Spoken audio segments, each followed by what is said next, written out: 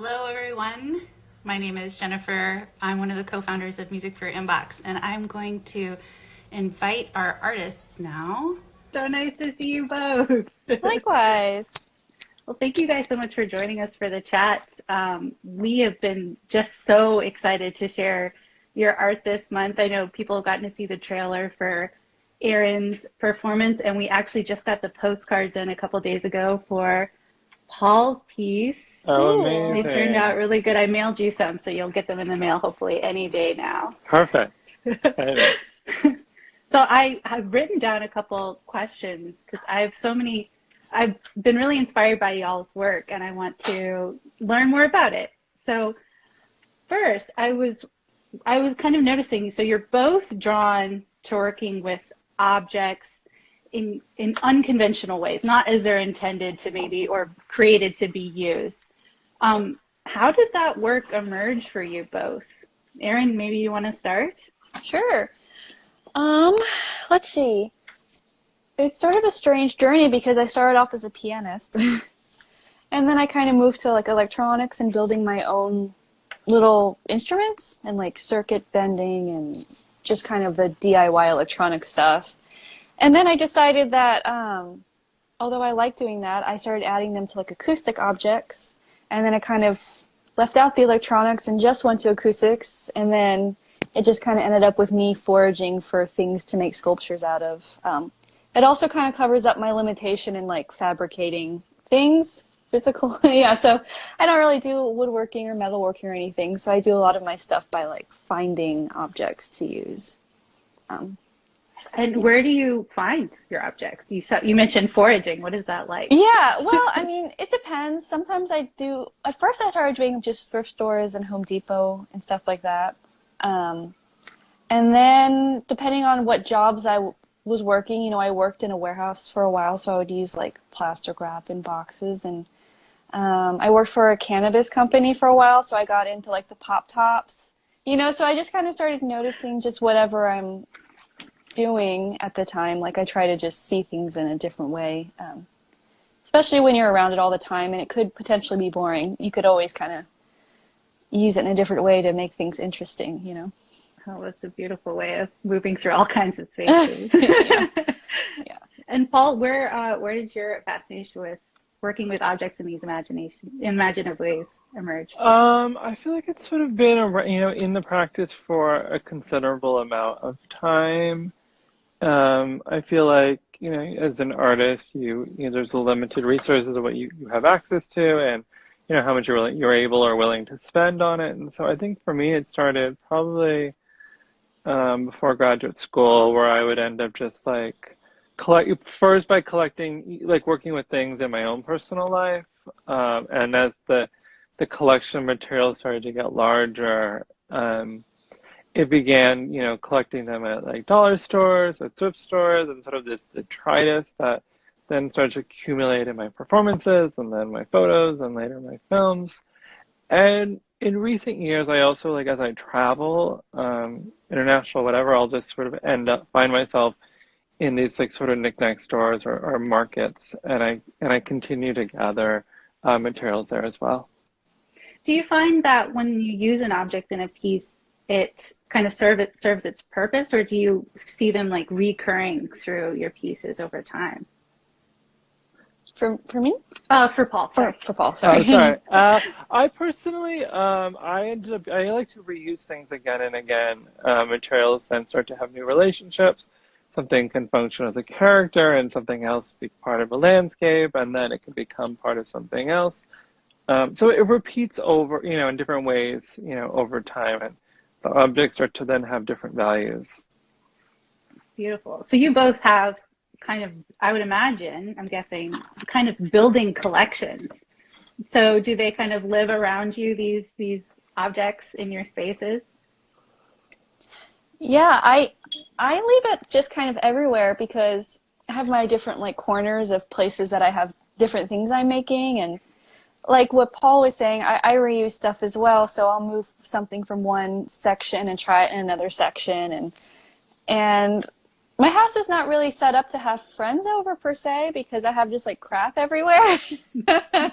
But so now I just kind of have spread out, and I've contemplated getting a separate studio, but I kind of like having it there so I think about it, throughout the day, or just kind of as I'm doing regular stuff like cleaning my house, I'll pass by one thing and think, well, you know what? I saw this other thing over there. I should maybe add it to this. And then that's kind of how all these like combinations come about. Yeah. Yeah, actually, I was wondering along those lines.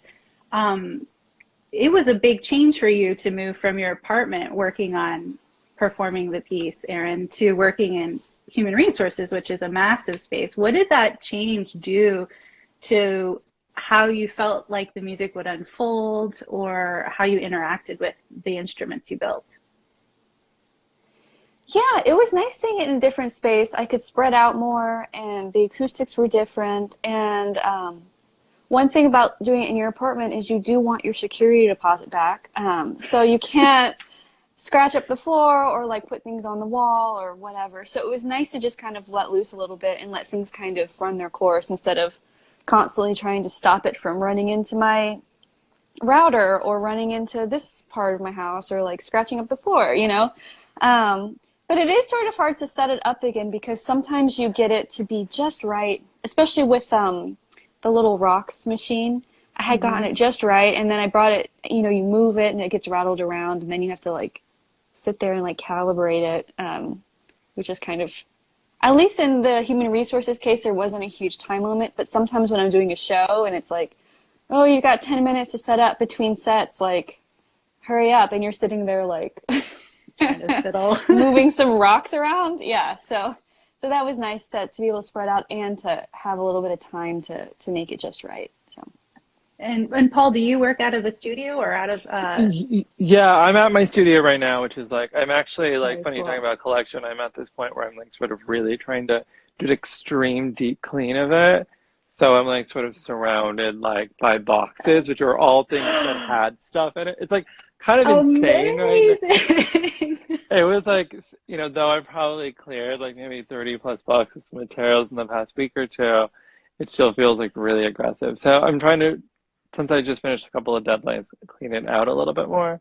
In my last apartment, I would keep like a small little office where the materials would be, or I would switch between. And now I try my best to keep it really separate because it can completely overwhelm. And I live in a small apartment with my boyfriend, and so I found that significant others don't usually like to continuously live with these materials. So sometimes, I'll produce some images or a film or something that needs to then, be filmed in a domestic space. And, you bring those things in, and then it's understood those things immediately go back to the car because they can quickly take up a lot of room in a very, in small apartments. Yeah, that's true. My partner in our wedding vows, he included he promised not to get annoyed when my projects took over the house. And I actually paused and was like, are you serious? Because I'll take it. But be careful what you say in your vows. Yeah. I know what you mean about projects. Really. You can't take it back. That's funny. So what kind of objects are you both interested in right now? What's kind of piquing your interest? I know, Erin, a lot of your experimentation is shared online, and I think you're working a lot with motors that are spinning. What are you drawn to right now? Yeah, I've been doing motors lately with putting different things, like kind of adding them to things that I already made previously. Like I made this slinky scope thing where you could listen to a slinky through a tube.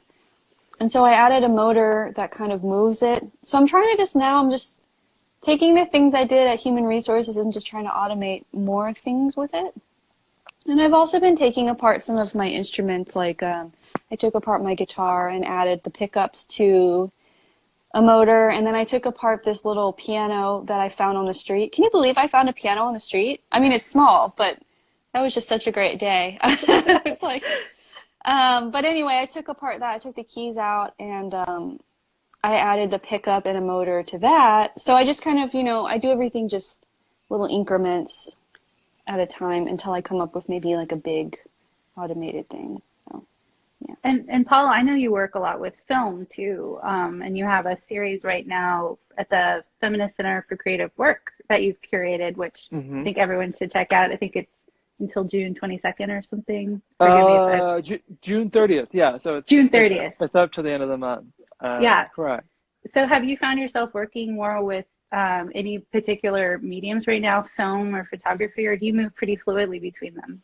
I move quite fluently. I think live performance is it's been sort of augmented between video and this time. I feel like there's been less live performance with, the pandemic, as I'm sure you're both aware. Okay. So I do oscillate between, I feel like I've been doing a lot of video recently, a little bit of photography, and in materials, I feel like I've been working a lot more with textiles. More things that are like my own everyday clothing. And there's something about it sort of existing in the world and then bringing it back into the studio in that way. I've like had a lot of fun with and experiment with. So now that I'm back in here and doing a deep clean, I am stumbling upon a lot of just like weird random stuff that I forgot that even existed. Like colorful stickers, like vintage, like advertisements from the 60s and 70s. Like there's a lot of little things that are here that I'm hoping that, in this cleaning process, I get to bring back into my life. Beautiful. I have a strangely specific question too about your piece. What made you decide to put it in portrait mode instead of landscape mode? Because a lot of postcards come in this mode, and this is in portrait mode. And I was just really fascinated because the piece changes so dramatically when you hold it in the different. I'll hold it up for everyone to see again. This is not how it goes, and then this is how it goes. It's really it's interesting because when I was sending it to the printer, I had to look at it again and again like this. And now that I have it in person, I can really enjoy it as intended. And I was wondering how that emerged for you. I just honestly, I guess I often work in a vertical format. I think because of it tying to the literal portrait. And a lot of my images in recent years are either tying to the history of self-portraiture, even though they may not be self-portrait. So that just felt the most appropriate way of beginning, starting to make the image where I knew it was going to be in that format from the beginning of the project. Beautiful. And you got to see, or maybe, I don't know if you had a chance to see Erin's performance before you made the piece. Correct. And you mentioned in an email to me that you're really interested in all the wires. What was your experience of watching the video, and how did those kind of come to light for you? Yeah, I think for me it was really enjoyable to see the small world of these little objects, and each one having their own internal logic, their internal sound, and there's a sort of a simplicity, and as it starts to build out, there becomes this level of chaos in the piece, which I thought was really amazing to experience, at least from seeing in video form and see how those moments are occurring. And I think in the making of my project, I was thinking a lot about when I was using the material of the Q-tips. Actually, I didn't even think about this till this morning. Was reminiscent of an early video I made, probably maybe in 2004 when I'm using something slightly, or 2006 maybe when I was using similar material. And I had been seeing a lot of Fischli and Weiss, specifically a video they made. These are German sculptors, and they made this video that I feel like gets distributed in a more general more of a general context. It's called The Way Things Go, and all it is these little objects that are they push one thing over and something twirls down and it knocks something, and it's this sort of amazing 45-minute video of these machines each building their own logic of tilting and turning, etc. And it reminded me a lot about of this project where all these machines are doing is doing their job, have been beautifully constructed for them, and through that, this music is created. Yeah. And Erin, for you, when you did the performance, because I know these instruments, they have these kind of repetitive jobs that they fulfill, but there's a little bit of a spontaneity and a fragility in them. They don't always perform as expected. When They certainly don't. And when you were doing the performance, or maybe even when you saw the video later, was there anything that surprised you about how it unfolded, or did you really have a plan of attack ahead of time?